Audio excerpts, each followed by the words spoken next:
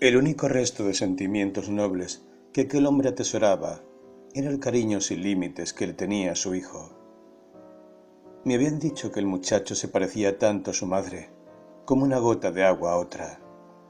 Sería quizá el recuerdo de la primera mujer, que para él había sido tan buena, lo que en el corazón de aquel viejo degenerado infundía ese cariño inmenso a su hijo. El viejo no hablaba de otra cosa más que de aquel hijo. Todas las semanas iba 2 veces a verlo. No se atrevía a visitarlo con más frecuencia, porque el hijo mismo no podía aguantar aquellas visitas paternales. Tal desprecio hacia su padre era, sin duda alguna, el mayor defecto del estudiante. Aunque también es cierto que a veces resultaba el viejo sumamente antipático. En primer lugar, era terriblemente curioso, y además no dejaba trabajar al hijo con su verborrea huera y con sus continuas y absurdas preguntas. Y por último, no siempre se presentaba sereno del todo. Con el tiempo logró el hijo, sin embargo, curarle de sus malas costumbres, de su curiosidad y verborrea, y finalmente acabó el padre obedeciéndole como a un dios, no atreviéndose ya ni a abrir la boca sin su permiso. El pobre viejo no tenía palabras bastantes para ponderar y poner por las nubes a su Petinka cuando iba a verlo. Parecía siempre decaído, agobiado, preocupado y hasta afligido, probablemente por ignorar cómo el hijo lo acogería. Por lo general, tardaba mucho rato en decidirse a entrar, y cuando desde la puerta me divisaba a mí, se daba prisa en acercárseme y se estaba media hora por lo menos preguntándome cómo iba Petinka, qué estaba haciendo, si estaba bien de salud y en qué estado de humor se hallaba, y si no trabajaba a la sazón en algo importante. ¿Estará escribiendo o estudiando alguna obra filosófica? Y luego que yo lo tranquilizaba suficientemente y lo animaba, resolvíase finalmente a abrir muy despacito y con mucho tiento la puerta del cuarto de su Petinka, asomando por ella la cabeza. Cuando veía que el hijo estaba de buen temple o respondía a su saludo con un gesto, entonces penetraba ya resueltamente en la habitación, se quitaba la capa y el sombrero. Este último lo tenía siempre abollado y lleno de agujeros, cuando no, con una ala partida, y los colgaba de un clavo. Todo esto lo hacía con el mayor cuidado y sin armar ruido. Luego se sentaba también con mucho cuidadito en una silla, y ya no apartaba los ojos de su hijo, siguiendo todos sus movimientos y todas sus miradas, a fin de adivinar cuál fuese su estado de espíritu. Si comprendía que su hijo estaba aquel día de mal humor, se levantaba enseguida del asiento y decía que había ido solo por verte un momentito, Petinka. He tenido que hacer un gran trayecto y ya ves, dio la casualidad que tenía que pasar por aquí y dije, voy un momentito, solo por verlo, por descansar un poco. Ahora ya me voy, Petinka. Y sin añadir nada más, cogía con mucho cuidadito su vieja y tenue capa y su abollado sombrero, cerraba tras de sí con mucho tiento la puerta y se iba, esforzándose aún por sonreír y contener en el pecho la pena, a fin de que no notase su hijo. Pero cuando Petinka lo acogía afectuosamente, entonces el pobre viejo no cabía en sí de gozo. Su rostro, sus gestos, sus manos, dejaban traslucir su contento. Y si el hijo se dignaba ponerse de conversación con él, levantábase el viejo un poquitín de la silla y contestaba en un tono humilde y quedo, casi respetuoso, esforzándose siempre por elegir las expresiones más distinguidas que, como es natural, en aquel caso resultaban cómicas. Añádase a esto que no sabía hablar de un modo categórico. A cada 2 palabras empezaba a embrollarse, se confundía y no sabía ya qué hacer con las manos ni qué hacer de sí mismo, terminando por farfullar las contestaciones, repitiéndolas por lo bajo, como para rectificarlas. Pero cuando por casualidad lograba contestar a derechas, poníase la mar de hueco, Se alisaba la chaqueta, se arreglaba la corbata, se quitaba el polvo de las solapas y su semblante asumía la expresión de una cierta cordura. Pero a veces sentíase tan animado que casi se volvía atrevido.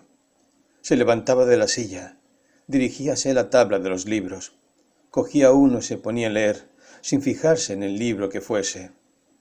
Y todo esto lo hacía con una cara como para expresar el mayor aplomo y sangre fría, cual si de siempre estuviera autorizado a revolver los libros del hijo, según su antojo y su afectuosidad fuese cosa corriente. Pero en cierta ocasión pude yo ver muy bien cómo el viejo hubo de asustarse al rogarle el hijo que no le anduviese los libros. Se le fue completamente la cabeza. Se apresuró a reparar su hierro. Quiso colocar el libro que cogiera entre otros, pero se le escurrió y cayó al suelo de plano. Tornó a levantarlo rápidamente. Volvió a querer encajarlo acá y allá, y a colocarlo en falso, y a dejarlo caer de nuevo, de canto esta vez. Sonrió con una sonrisa forzada. Púsose muy colorado, y acabó por no atinar con el modo de subsanar su entuerto. Poco a poco fue consiguiendo el hijo, con sus admoniciones y afectuosas reprimendas, apartar al padre de sus malas costumbres. Y cuando el viejo se le presentaba 3 veces seguidas sereno, le daba a la cuarta 25 o 50 copeicas, si no más. A veces le compraba calzado, una chaqueta o alguna corbata, y cuando el viejo se presentaba después con ellas puestas, venía orondo como un gallo. A veces también venía a vernos a nosotras y nos traía a Sasha y a mí tortas de especias o manzanas, y nos hablaba con mucha naturalidad de su Petinka. Nos rogaba que estuviésemos atentas y serias durante las lecciones y respetásemos a nuestro profesor, pues Petinka era un buen hijo, el mejor de los hijos, y además un hijo muy ilustrado. Al decir esto, nos guiñaba cómicamente el ojo izquierdo y se daba tal importancia que nosotras, por lo general, no podíamos contenernos y soltábamos el trapo a reír. A mamá le era muy simpático el viejecillo.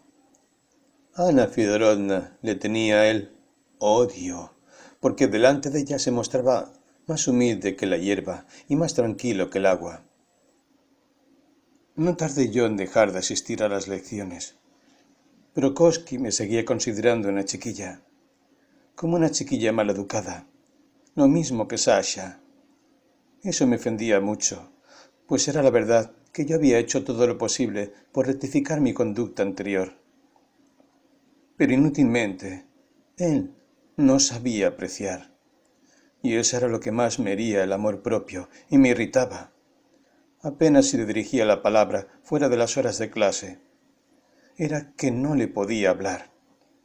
Me ponía muy encarnada y luego me iba a llorar a escondidas a un rincón, enojada conmigo misma. No sé a dónde me hubiera conducido este estado de cosas de no haber venido un incidente casual a acercarnos el uno al otro. Ocurrió lo siguiente. Una tarde, estando mamá sentada junto a Ana Fyodorovna, me deslicé yo a hurtadillas en el cuarto de Prokoski.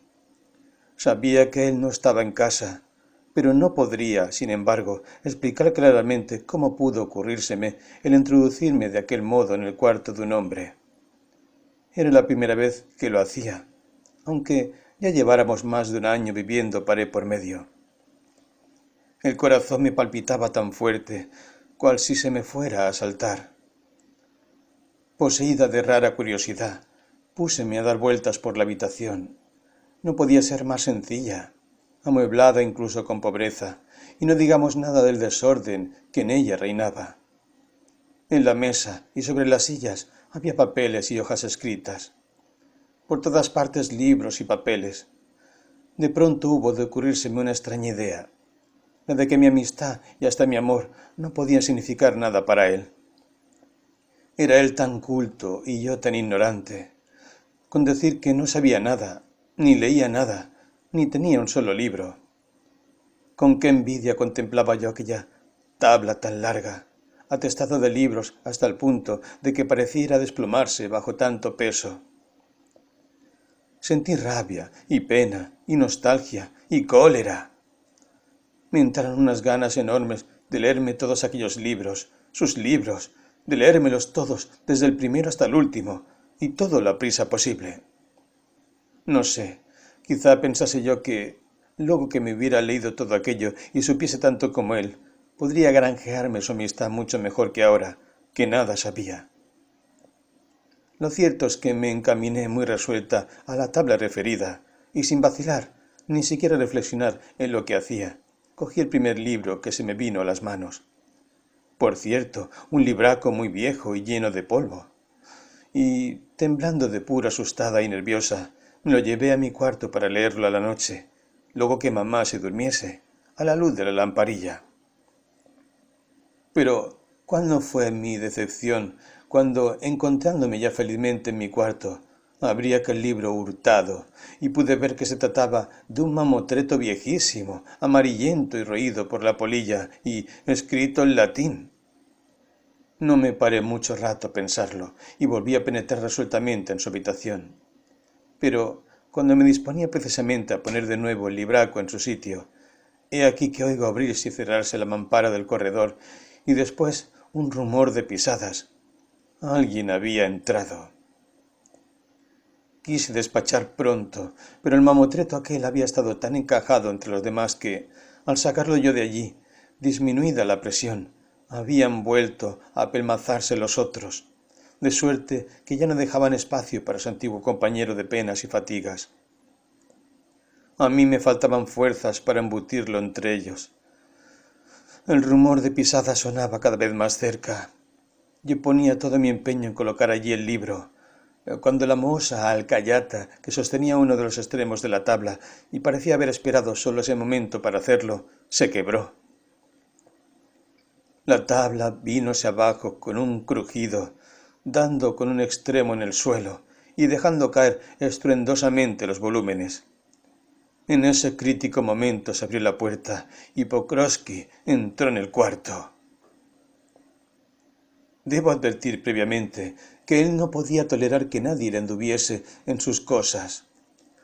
Ay de aquel que se atreviese a tocarle sus libros. Podéis imaginaros, pues, cuál no sería su indignación al ver rodando por el suelo todos sus libros, grandes y pequeños, encuadernados y en rústica, que, confundidos unos con otros, fueron a parar debajo de la mesa y de las sillas y a chocar contra la pared, donde quedaron muchos de ellos formando un montón. Yo quise echar a correr, pero ya era demasiado tarde. Se acabó, me dije, se acabó para siempre. Estoy perdida. Soy torpe como una chica de 10 años. Soy una idiota. Soy pueril y estúpida. Prokofsky se encolerizó de un modo indecible. «Solo esto faltaba», exclamó iracundo. «¿No le da usted vergüenza, señorita? ¿No tendrá usted nunca juicio y no olvidará las puerilidades del colegio?»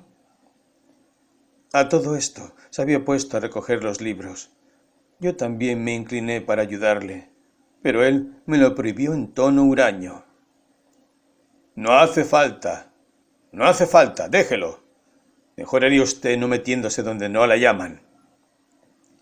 Mi silenciosa intención de ayudarle, que delataba acaso la conciencia de mi culpa, pareció no obstante amansarlo un poco, pues siguió hablándome en un tono más suave, admonitorio, en el mismo tono en que poco antes me hablara como profesor.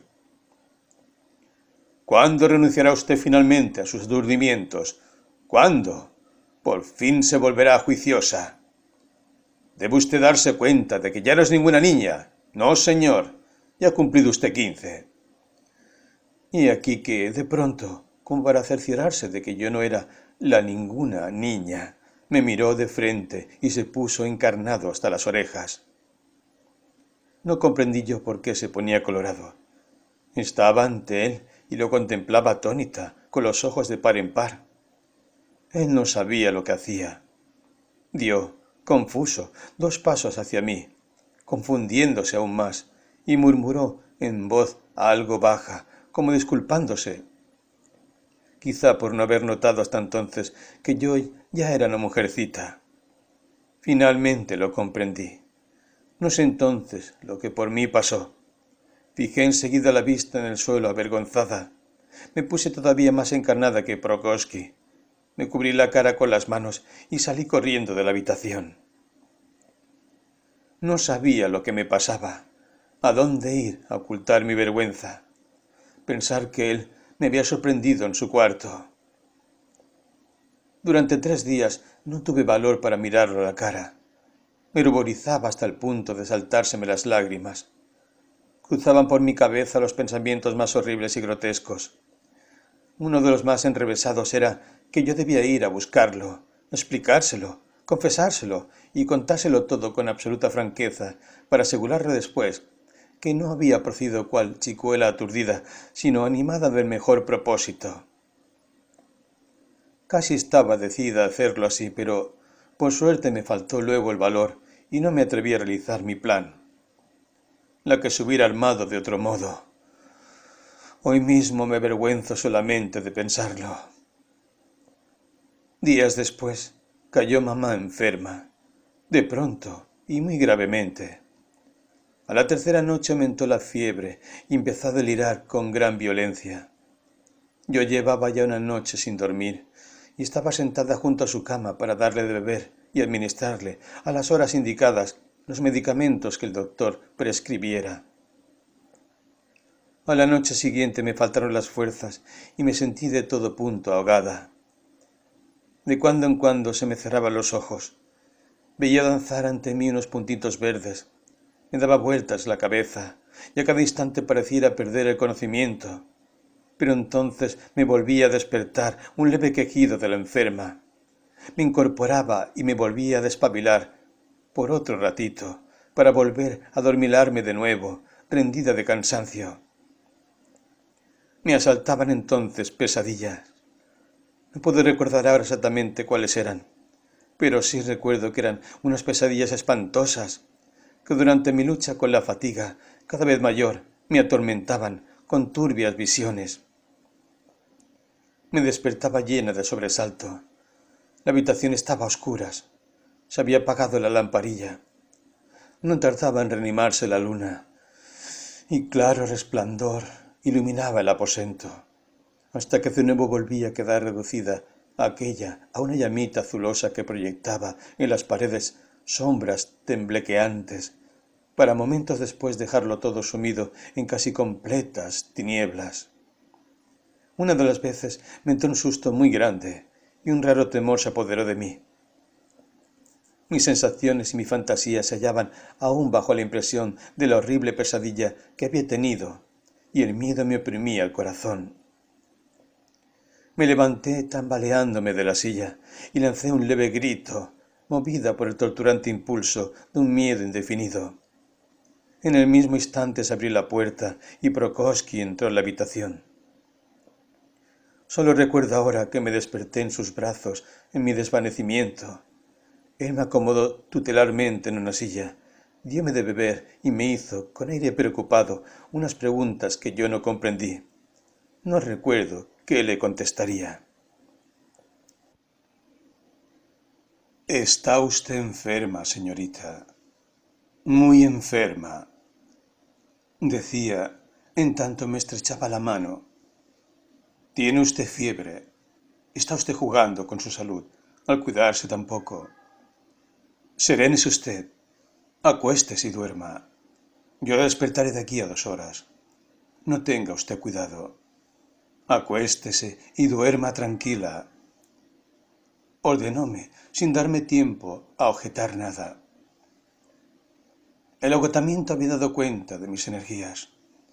Los ojos se me cerraban de puro débil, así que me acosté, formando el firmísimo propósito de no dormir sino media horita, pero luego estuve durmiendo hasta ser de día. Prokosky me despertó justamente a la hora de darle a mamá la medicina. Al día siguiente, cuando desperté de un ligero descanso, me disponía yo a velar a mi madre, resuelta, aquella vez, a no dormirme, y a eso de las 11 llamaron a la puerta. Abrí, y era Prokófsky. Se va a aburrir usted mucho, velando usted sola, pensé.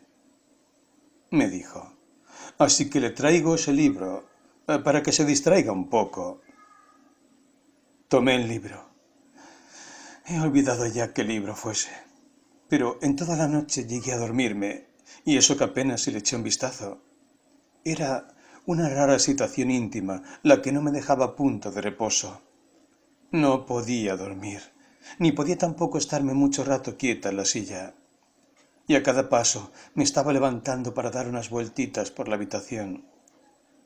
Un extraño alborozo interior conmovía todo mi ser. Estaba tan contenta con la fineza de Prokófsky. Ufana me sentía de aquella atención suya. Ser aquellos desvelos que por mí se tomaba. En toda la noche no hice más que pensar en eso y soñar despierta. Él no volvió a presentarse, y yo sabía muy bien que aquella noche no volvería, pero me esforzaba por imaginarme nuestra próxima entrevista. A la noche siguiente, cuando ya todos estaban acostados, abrió Prokófsky la puerta de su habitación y se puso a hablar conmigo, sin moverse del quicio de su puerta. No recuerdo ya nada de cuanto entonces me dijera él a mí, y yo a él. Solo recuerdo que yo estaba muy turbada y confusa, y enojada, por esa razón, conmigo misma, y que aguardaba impaciente el término de nuestro palique. No obstante tener puestos en él todos los sentidos y no haber pensado en otra cosa todo aquel día, llegando incluso a urdir preguntas y respuestas en mi imaginación. Con aquel coloquio dio principio a nuestra amistad. Todo el tiempo que mamá estuvo enferma, pasábamos todas las noches alguna hora juntos. Poco a poco fui venciendo yo mi timidez, aunque después de cada palique tenía más motivos para estar más descontenta de mí misma. Esto aparte, llenábame de íntima alegría y secreto orgullo ver que él abandonaba por mí sus horribles libracos. Una vez hubo de recaer la conversación sobre el episodio de la caída de la tabla, y hablamos de ello, naturalmente, en broma. Fue aquel un raro instante. Creo que me expresé con absoluta franqueza e ingenuidad. Arrebatóme una inspiración extraña y se lo confesé todo. Le confesé que yo quería estudiar para saber, y cuánto me molestaba que me tuviesen por una chiquilla. Como digo, me encontraba yo en aquel momento en una disposición de ánimo especial. Se me había puesto tierno el corazón y a mis ojos asomaban lágrimas. Yo no le ocultaba cosa alguna, sino que se lo contaba todo, todo. Le hablaba del cariño que me inspiraba, de mi ansia de amarle, de estar muy cerca de su corazón, de consolarlo, de animarlo. Él me miraba de un modo singular. Parecía turbado y sorprendido al mismo tiempo, y no decía palabra. Aquello me lastimó de pronto y me puse triste. Pensé que él no me entendía, y acaso se estaba riendo a mi costa para sus adentros. Y de pronto se me saltaron las lágrimas y rompí a llorar como una criatura. Me era imposible contenerme. Estaba como dominada por el vértigo. Entonces él me cogió las manos, me las besó, me las estrechó contra su pecho y se puso a hablarme con mucho mimo y a consolarme. Le debían haber llegado a lo hondo mis palabras, pues daba muestras de gran emoción. No recuerdo ya lo que me dijera, sino que yo lloraba y reía al mismo tiempo, y me ponía colorada y volvía a llorar de puro contenta, y no podía articular palabra. Pero no se me pasó por alto que Prokófsky conservaba todavía cierta turbación y rigidez. Era indudable que le había maravillado no poco mi estallido sentimental, aquel arrebato de cariño tan repentino y ardiente. Puede que a lo primero solo hubiese yo despertado su interés, pero luego acabó por perder toda reserva, y a mi atención correspondía con sentimientos no menos sinceros y veraces, y se me mostraba tan atento y cariñoso como un verdadero amigo, cual si fuese mi hermano. Cómo me caldeaba el corazón, y qué bien me hacía su afecto. Yo no le ocultaba nada, ni me valía de disimulo con él. Me mostraba sus ojos tal y como era, y cada día que pasaba se iba acercando más a mí e iba aumentando nuestro amor. Verdaderamente, no podría decir de qué hablábamos en aquellas horas torturantes y al mismo tiempo tan gustosas, de nuestros nocturnos paliques a la trémula luz de la lamparilla que ardía delante del icono y casi pegados al lecho de mi pobre madre enferma. Hablábamos de todo lo que se nos ocurría, de todo aquello que llenaba nuestros corazones, y éramos casi felices. ¡Ah! Fue aquel un tiempo triste y al mismo tiempo alegre. Las dos cosas juntas. Hoy mismo lo recuerdo yo con tristeza y alegría. Los recuerdos son siempre torturantes, ya sean alegres o melancólicos. Por lo menos así me ocurre a mí con los míos. Pero siempre ese tormento va acompañado de cierta dosis de placer. Y cuando nos asalta la melancolía y se nos pone pesado el corazón, cuando nos sentimos lacerados y tristes, entonces los recuerdos nos sirven de lenitivo y nos vivifican, al modo de ese fresco rocío que, después de un día caluroso, refrigera en la tarde húmeda a las pobres flores agostadas por el ardor del sol y les comunica nueva vida. Mamá estaba ya mucho mejor, pero a pesar de ello, continué yo velándola por las noches a la cabecera de su cama. Prokófiev me facilitó libros. Al principio leía yo con el único objeto de no dormirme, pero luego empezaron a interesarme y acabé devorándolos con verdadera ansia. Parecíame como si se me abriera un nuevo mundo de cosas hasta allí desconocidas e insospechadas. Nuevos pensamientos, nuevas impresiones desbordábanse en mi alma, y cuanta más excitación, cuanto más trabajo y lucha me costaban aquellas nuevas impresiones para acogerlas en mi alma, tanto más caras se me hacían y tanto más alborozadamente conmovían todo mi ser. De un golpe penetraban en mi corazón y ahuyentaban de él todo sosiego. Era un caso extraño el que empezaba a agitar mi corazón. Pero a pesar de todo, aquella dominación ejercida sobre mi espíritu no podía aniquilarme. Era yo demasiado idealista y soñadora, y aquello me salvaba. Luego que mi madre hubo vencido del todo su enfermedad, cesaron nuestras entrevistas nocturnas y nuestros largos paliques. Solo de cuando en cuando encontrábamos ya ocasión de cambiar un par de palabras insignificantes e indiferentes. Pero yo me consolaba pensando que a cada una de aquellas palabras insulsas les prestaba yo un significado especial, dándole a entender a él algo secreto. Sentía mi vida plena de contenido. Era feliz, plácida y tranquilamente feliz, y así transcurrieron unas cuantas semanas.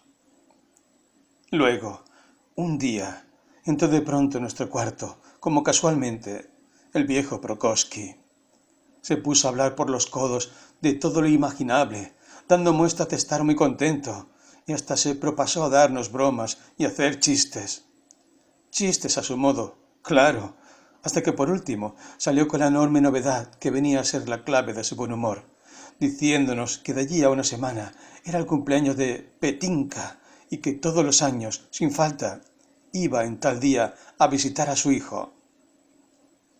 Con ese motivo se pondría su traje nuevo y su mujer, añadió, le había prometido comprarle unas botas nuevas. En resumen, el viejo estaba a la mar de contento y no se cansaba de hablar. Con que su cumpleaños. Esa idea me tuvo sin sosiego día y noche. Al punto resolví hacerle algún regalo a Petinka ese día para testimoniarle así mi cariño. Pero, ¿qué regalarle? Por último, se me ocurrió una buena idea. Le regalaría libros.